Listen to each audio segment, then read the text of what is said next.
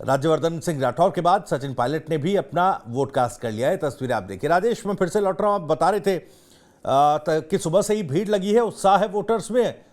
फिलहाल सुरक्षा के क्या कुछ हालात हैं और मौसम का मिजाज किस तरह का है?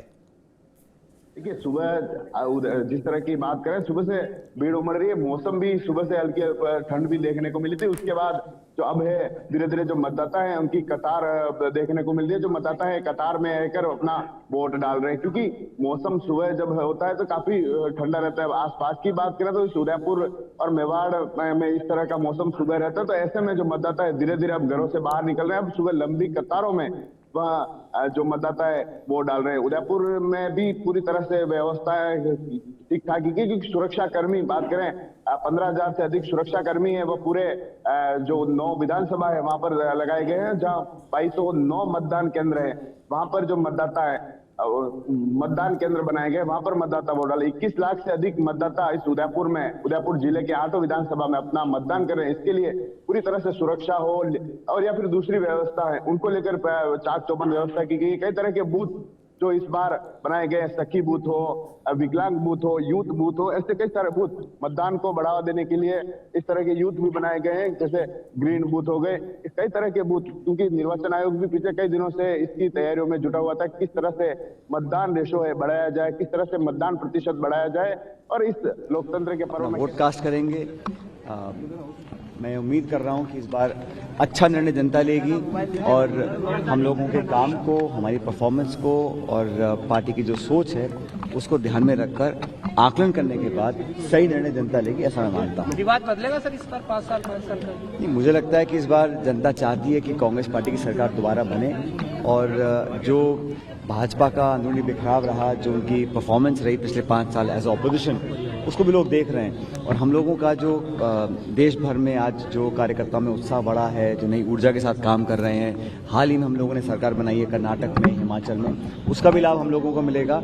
और पार्टी, हमारी सोच, हमारा जो आगे का विजन है प्रदेश के लिए 5 साल का, उसको लोग आंक रहे हैं, देख रहे हैं। भारतीय जनता पार्टी ने 5 साल यहाँ विपक्ष की भूमिका निभाने में नाकाम रहे हैं, इसलिए मुझे पूरा विश्वास है कि भारी बहुमत के साथ हम लोग यहाँ सरकार बना पाएंगे। सर, इस बार पीएम मोदी खुद जनसभा करने के लिए उतरे थे, क्या असर देखने को मिल रहा है? कल आपका एक वीडियो सीएम की ट्विटर हैंडल से साझा किया, 5 साल में पहला इसमें बहुत देर हो गई। देखिए, हम लोग तो मिलकर चुनाव लड़ रहे हैं। कोई भी एक व्यक्ति ना तो चुनाव लड़वा सकता है, ना चुनाव हारवा सकता है, ना जितवा सकता है। पूरा टीम एफर्ट होता है और हमारी पार्टी में हम लोग कलेक्टिव लीडरशिप में काम करते हैं।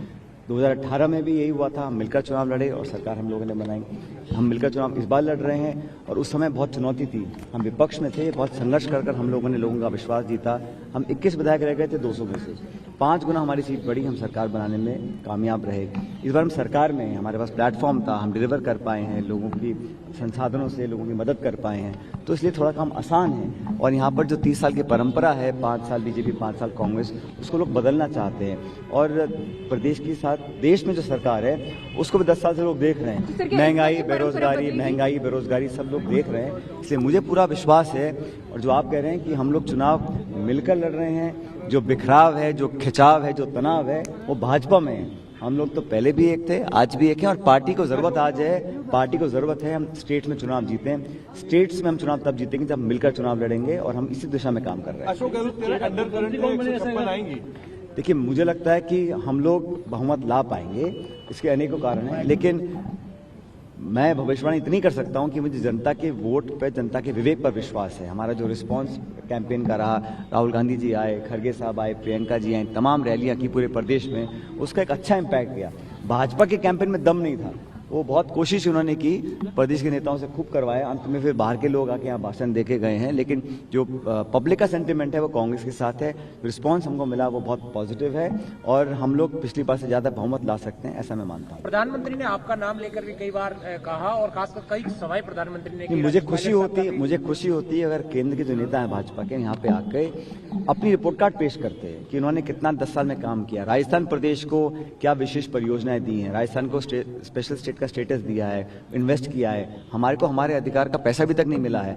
तो राजस्थान के लोगों के बारे में अपनी रिपोर्ट कार्ड प्रस्तुत करते, अपना विजन प्रस्तुत करते, हम लोग बात करते हैं नौजवान की, किसान की, बेरोजगारी की, महंगाई की, शिक्षा की, चिकित्सा की, सड़कों की, उसकी चर्चा नहीं करना है। तो वो ध्यान भटकाने के लिए इस प्रकार के मुद्दे उठाते हैं और मैं समझता हूँ कि ये जनता समझ रही है कि वो माइंड डाइवर्ट करने के लिए इन बातों को करते हैं और बजाय इसके कि इशू बेस्ड पॉलिटिक्स करें, डेवलपमेंटल प्रोग्रेसिव पॉलिटिक्स का उदाहरण देने की कोशिश भाजपा को करनी चाहिए। वो काम हमने किया है, इसलिए मुझे लगता है जनता हमको पसंद करेगी। सचिन जी, एंटी इनकम्बेंसी किसके खिलाफ है? मंत्रियों के खिलाफ, विधायक के खिलाफ या अशोक गहलोत के खिलाफ?